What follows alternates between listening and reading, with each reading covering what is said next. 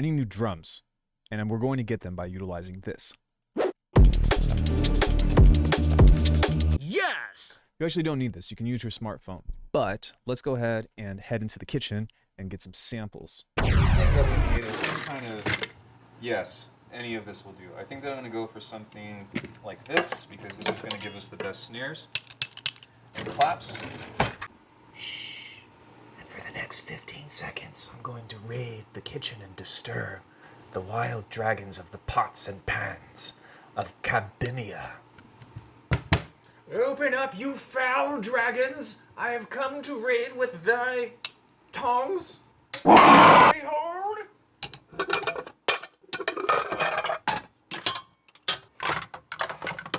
Okay, so now that I've violated my kitchen, let's go ahead and throw this into the live plugin, and we're gonna hop into the DAW, and I'll show you some things that I do to start making kicks and snares and percussion. One thing is that you don't need life.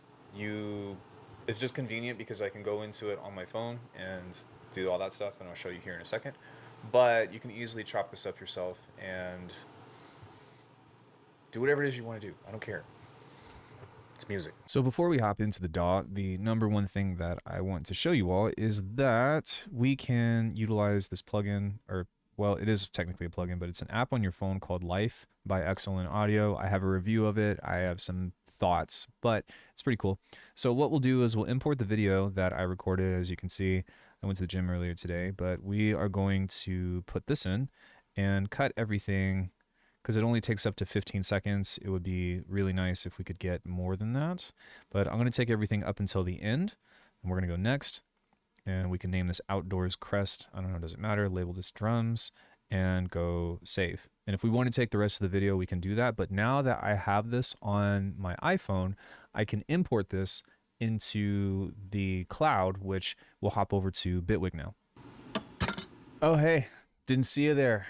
Glad that you could finally join me. Well, now that we're here, let's go ahead and hop into Bitwig, where we're going to make some sick drums.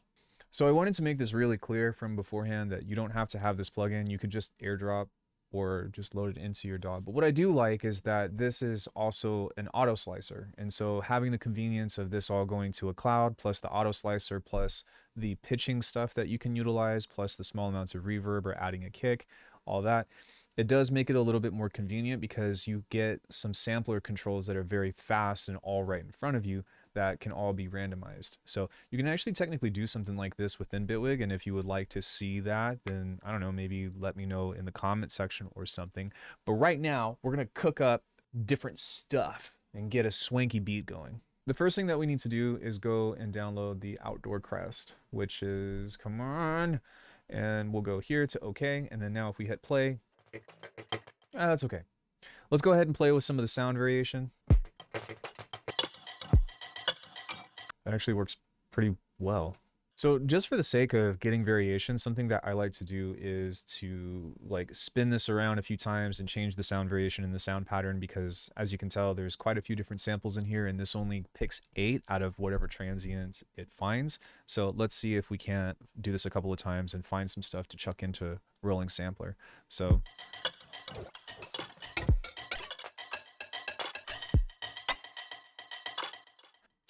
okay, now we've got some rolling sampler, and we can take both this and pull this out, and we can take this and pull this out. Now, there's a couple of things that I want to discuss with you all here. For one, there might be other things that I do to this. For example, I might want to throw like copious amounts of distortion and just like, you know, blow it up. Usually the first priority that I have with stuff like this that sounds natural is just trying to see if I can find a percussive loop not pertaining to the kicks and drums. So I'm going to fish around for a little bit and see if I can find something that is like, oh, this is cool, and see what that does. Give the little razzle dazzle. Cool, so that sounds pretty sick. Let's go ahead and grab a frequency shifter and maybe just lower it a bit and see what that sounds like. Pretty happy with that. Now, one thing that I am going to do is it's going to be kind of backwards because I like to move stuff a little bit forward, especially for beats like this. So what I mean by forward is pushing things a little bit early. And you can use other tools for this. You don't have to necessarily do it like I do by hand, but something that can be useful is time shifting instead. But the thing is that I'm actually going to be using the time shift here in a second. This is what this sounds like now. Let me scroll through this and see if I can find something that is going to give us a little like pre-sound.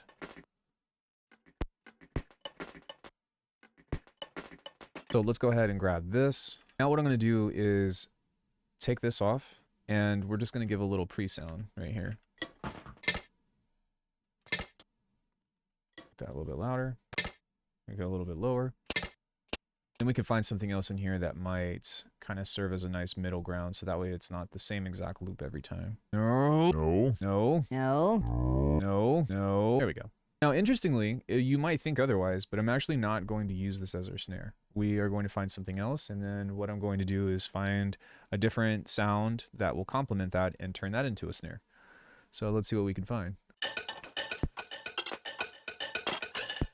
Gotcha. It's like from Jax from Mortal Kombat. Gotcha!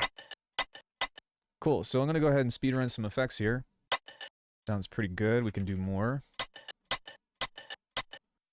So I like this, but I'm going to add something to this just because it needs a little bit more of like a stick hit. So very quickly we can just use like an E-clap or something and give ourselves a round of applause in order to give ourselves just a tiny hint of a little sticky crack transient thing. So if we go here, we make this really short. It sounds kind of stupid right now. That's because it is. But we're going to use a bandpass and just give it something that's like this. Maybe a transient shaper. And then we're going to move all of the effects over to group 6. And now we've got ourselves a nice little stick clap thingamadoohickey that has a little bit of a good transient in it and a little bit of wiggle tail.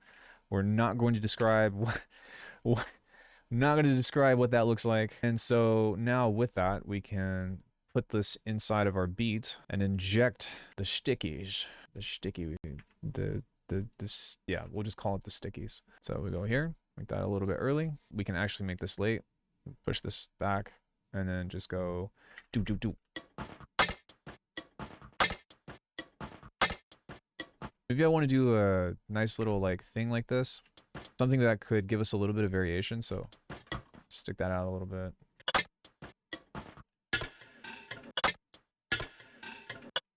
That's kind of cool. So we can kind of cut that up a little bit. And that's part of the thing is that working with audio, you can be flexible. And if you can hear stuff outside of the original context of what it's supposed to be, then there's a lot of things that you can do to make this kind of shape up and be pretty sick. You can kind of stretch this out and make this kind of like an anchor sound. I don't know, like an underwater submarine. I don't want that little sound every time. So I'm going to copy this and maybe place it on every other one. Okay, because it's already kind of there. But by taking that off, we're not going to get that extra sound. So it can be on the first one. And one key thing with this is like be really, really, really, really short sounds. Short sounds work really well for this, especially when you're trying to create something that's techy. It helps a lot. So now that we have that, let's go ahead and do the same process for a kick. So none of this stuff other than the actual kick sounds like that, but what's really cool is that we can actually kind of take something like this and maybe bring it to a new track and stretch it out until something starts to sound like a kick. Now, one thing that I will say with this kind of stuff, especially with Foley, is that a lot of times it doesn't have a pitch bend and you might have to create one, but if you're willing to go the distance, then it's really cool because we've essentially created this kit from nothing. We also want to set this to repitch and then we'll find something. So this might seem impossible, but I assure you that it is not. But we can actually make something really nice out of this guy. Which, as you can see, I've already turned this up by 8 to 10 decibels, but let's go ahead and speed run through this. One thing that I will say with this that I have noticed that can be super helpful, especially if you're using something like the fuse compressor, which again, I'm not saying that you need, but any kind of multi-band thing, is that depending on how many bands you use and depending on what you use will kind of shape and can kind of shape the way of the sound. So check this out. If we start on 6 bands, it's going to sound like this. If we start with 5 bands, it's going to sound like this. We start with 4, 3, 2, 1. So doesn't really matter. Maybe we'll just use that one. But we went from to this. Now that we have that, we can drag this into here and get our little beat started, which I'm only going to put this on the 1. We're going to go ahead and drop this into our percussion channel, which is right here. Something crazy on there, just side chaining for the kick and snare and some clipping. And then we can drag the kicks and snares to the fundamentals. And then now we can start actually crafting the rest of the beat and fill it out. So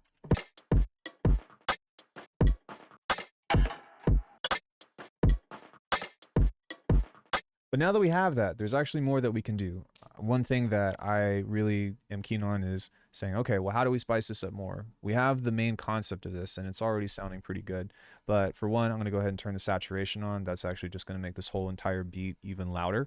So if we take a look at this, believe it or not, we can actually go louder. But let's go ahead and get some other sounds in here first.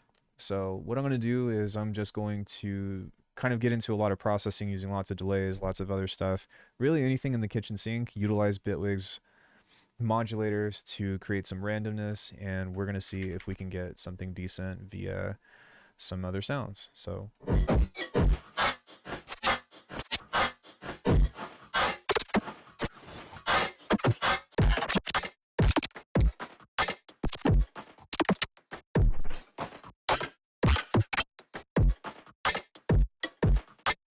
now that we have something like this, I just recorded a bunch of stuff and pulled it from Rolling Sampler. I'm going to go back in and layer this and find some cool bits, hopefully, and get something else out of this to kind of spice this up.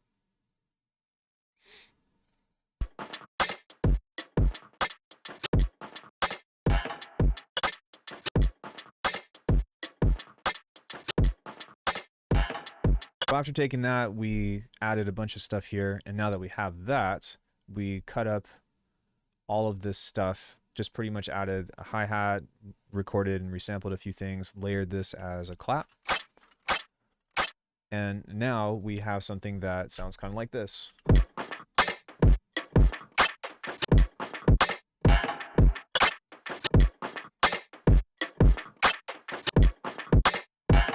So yeah, anytime I need some new drums, I usually go into the kitchen and just start recording. Sometimes I'll try to grab stuff in here, and honestly, I have tons of decade of drum machines and like, you know, insane amounts of studying and videos and stuff on how to make drums and stuff, and it's a constant evolution. But I like to do things like this because it makes it more organic, but it also is something that is a lot of fun to do because it's not just, you know, make a sine wave with white noise and then add that or whatever. You can do that by all means, but I like to try to grab things from original sources and turn it into stuff. Now, obviously, there is some processing that I skimmed over, and the reason why is because it takes a while to do. But if you want to learn how I do all that stuff, you can check it out either in the past live streams that I've done or check out my masterclasses on how to turn any sound into pretty much anything. So with that, this is pretty much how I make my drum beats these days. And now all we need is some kind of 808 to kind of clean everything up. And then we will be on our way with a brand new beat. Okay, just don't mess this up. Don't mess this up. We just need one sound for our hook. It's going to work out. I know it is. Let's just do what we always do. Grab ourselves an FM4 to make our 808s. I'm going to hit F. Ready? 3, 2, 1. Oh, yeah. No!